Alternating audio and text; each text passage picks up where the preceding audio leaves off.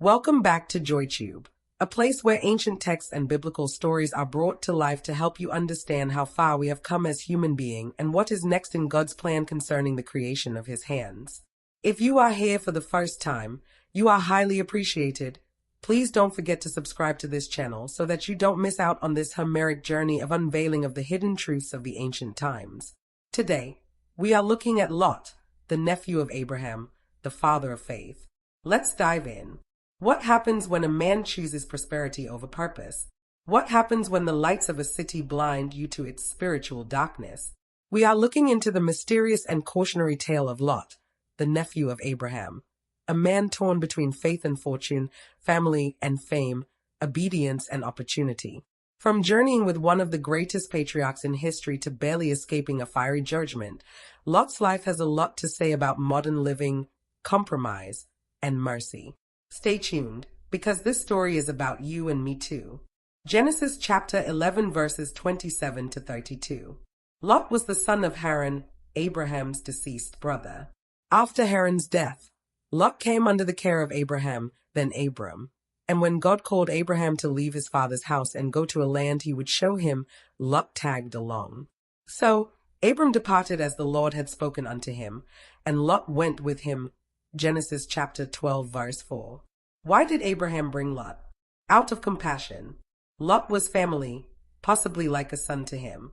It reflects how many of us carry people with us on spiritual journeys, even when God's call was for us alone. Genesis chapter 13 verses 1 to 13. As Abraham and Lot prospered, their herdsmen began to quarrel. The land couldn't sustain both their growing wealth. To prevent strife, Abraham gave Lot the choice of where to settle. And Lot lifted up his eyes and beheld all the plain of Jordan, that it was well watered everywhere, even as the garden of the Lord. Then Lot chose him all the plain of Jordan. Genesis chapter 13 verses 10 to 11. Lot chose Sodom, not because God led him, but because it looked fertile and profitable. Modern parallel. How often do we make life decisions based on appearance and money, not purpose or discernment? Genesis chapter 14 verses 1 to 16. Lot's new home brought trouble. Sodom was attacked, and Lot was taken captive. Abraham had to rescue him with trained men of his house. But instead of learning from this, Lot went right back to Sodom. Genesis chapter 19 verses 1 to 11. Eventually, Sodom's sin grew so grievous that God decided to destroy it. The city had become a cesspool of sexual perversion, pride, and violence. Ezekiel chapter 16 verses 49 to 50.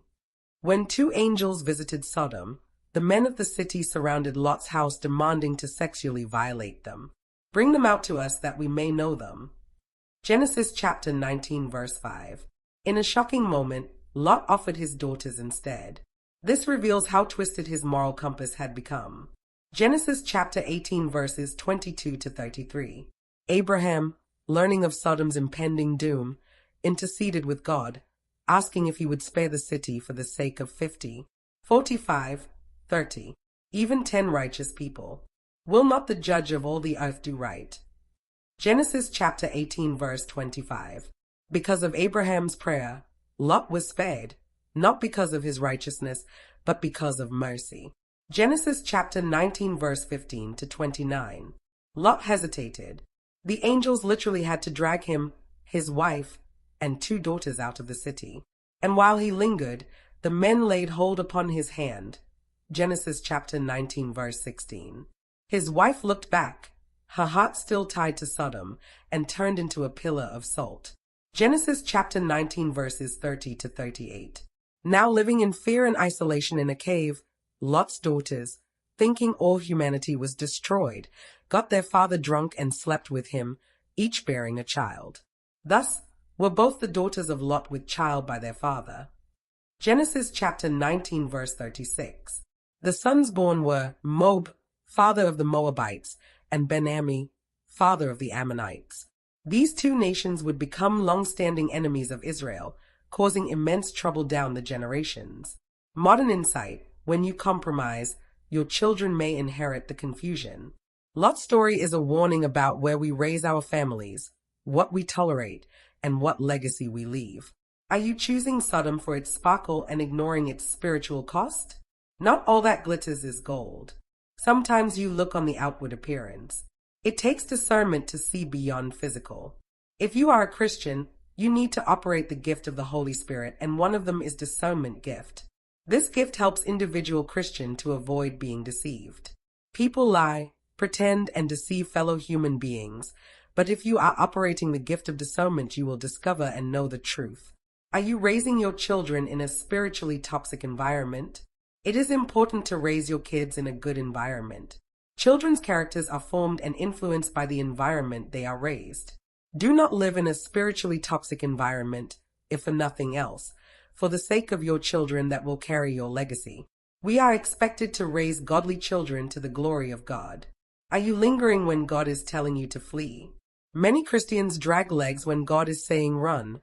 God's warnings have often fallen on deaf ears, and most of them turn fatal. When God reveals danger to you, please do not hesitate. Obey God and follow his instructions. God told Joseph in a dream to take the baby Jesus and his mother and run to Egypt. He obeyed promptly. If he did not adhere to the warning, Herod would have destroyed the Lord. But Joseph's obedience saved the situation. God is still warning through dreams and different other means, and our duty is to obey. Are you someone being carried by another person's prayers? You need to have a personal relationship with God. Your parents' faith will not carry and help you in your life's challenges and battles. You need to know God personally if you want to fulfill your destiny in life. There is a reason you are here, and that assignment for which you are born must be fulfilled. Let's be wise. Lot escaped the fire, but he lost everything else. Remember Lot's wife. Luke chapter 17 verse 32. That's not just a quote.